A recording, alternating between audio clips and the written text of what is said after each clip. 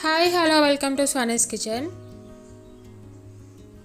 స్వనీస్ కిచెన్లో ఈరోజు ఎంతో టేస్టీగా ఉండే చిన్న చేపల పులుసుని ఏ విధంగా ప్రిపేర్ చేసుకోవాలో చూపించబోతున్నానండి. ఈ టిప్స్ అండ్ ట్రిక్స్తో ఒకసారి చేపల పులుసు ప్రిపేర్ చేశారంటే చాలా పర్ఫెక్ట్గా చాలా టేస్టీగా వస్తుంది. కొత్తగా నేర్చుకునే వాళ్ళు కూడా చాలా ఈజీగా ప్రిపేర్ చేసుకోవచ్చండి. మన ఛానల్ని ఎవరైనా ఫస్ట్ టైం చూస్తున్నట్లయితే సబ్స్క్రైబ్ చేయండి, పక్కన ఉన్న బెల్ ఐకాన్ క్లిక్ చేయండి. అప్పుడే మన ఛానల్లో ఏ వీడియో పెట్టినా కానీ మీకు నోటిఫికేషన్ లాగా వస్తుంది. ఇప్పుడు ఈ వీడియోలో చేపల పులుసుని ఏ విధంగా ప్రిపేర్ చేసుకోవాలో చూద్దాం.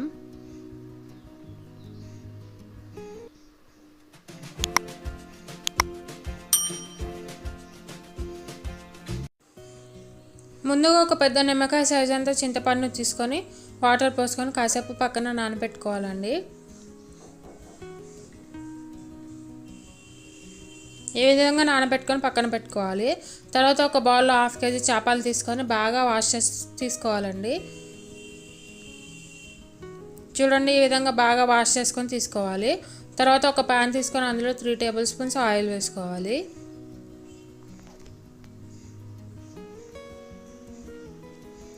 ఆయిల్ వేడాక అందులో 1/2 టేబుల్ స్పూన్ ఆవాలు, 1 కప్పు ఆనియన్స్ వేసుకొని బాగా మగ్గనివ్వాలండి. ఈ ఆనియన్స్ అనేవి మనకి బాగా మగ్గితే అప్పుడే టేస్ట్ అనేది చాలా బాగుంటుంది.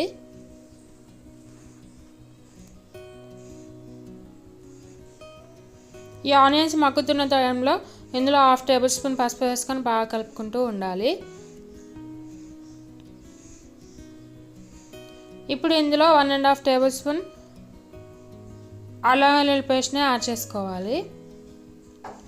ఈ విధంగా అల్లం వెల్లుల్లి పేస్ట్ వేసుకొని బాగా పచ్చివాసన పోయేంత వరకు బాగా కలుపుకుంటూ ఉండాలి.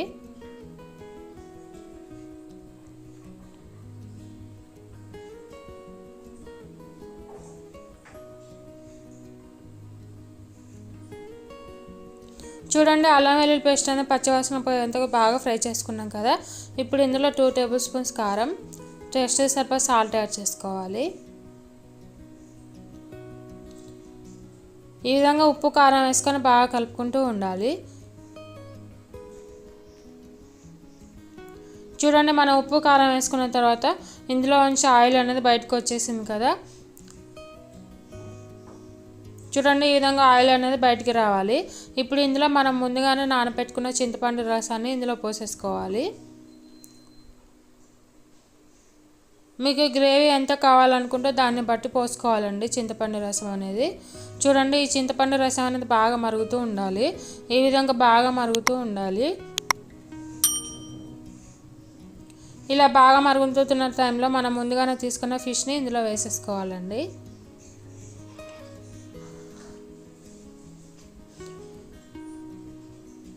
ఈ కర్రీకి బాగా టేస్ట్ రావడానికి చింతపండు రసం అనేది బాగా ఉడకాలండి. అప్పుడే మనకి టేస్ట్ అనేది చాలా బాగుంటుంది. చింతపండు రసం ఎంత బాగా ఉడికితే మనకి కర్రీ అనేది అంత పర్ఫెక్ట్గా వస్తుంది. చూడండి, ఇప్పుడు మనం ఫిష్ని వేసుకున్నాం కదా, 5 మినిట్స్లో కర్రీ అనేది మనకి రెడీ అయిపోతుంది. ఇప్పుడు ఇందులో 1/2 టేబుల్ స్పూన్ ధనియాల పొడి వేసుకోవాలి. చూడండి, ఈ కర్రీని ఎక్కువ గంట పెట్టి కలపకూడదు. వీలైనంత వరకు తక్కువగా కలుపుతూ ఉండండి, లేదంటే చేపలు అనేది విరిగిపోతాయి. చూడండి, మనకి చేప అనేది చాలా పర్ఫెక్ట్గా ఉడికింది, చూస్తూనే తెలుస్తుంది కదా.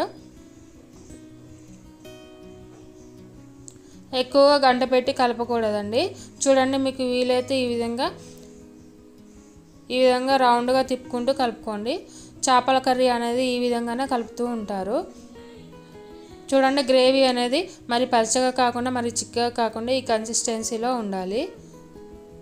చూడండి, ఫిష్ కూడా చాలా పర్ఫెక్ట్గా ఉడికింది. అంతే అండి, ఎంతో టేస్టీగా ఉండే చేపల పులుసు రెడీ. ఈ చేపల పులుసు మనకి వేడిగా ఉన్నప్పటికంటే చల్లారిన తర్వాత తింటే చాలా టేస్టీగా ఉంటుంది. చల్లారిన తర్వాత కంటే కూడా మనకి తర్వాత రోజు తింటే ఇంకా టేస్టీగా ఉంటుంది. చూడండి, చూస్తేనే తినేయాలి అనిపిస్తుంది కదా. ఇంకెందుకు ఆలస్యం, మీరు కూడా ట్రై చేసి మీకు ఏ విధంగా వచ్చిందో నా కామెంట్ సెక్షన్లో షేర్ చేయండి.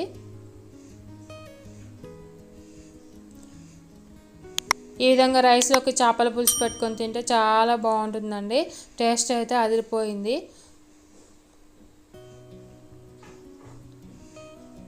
మీరు కూడా ఈ రోజే ట్రై చేసి మీకు ఏ విధంగా వచ్చిందో నా కామెంట్ సెక్షన్లో కామెంట్ చేయండి.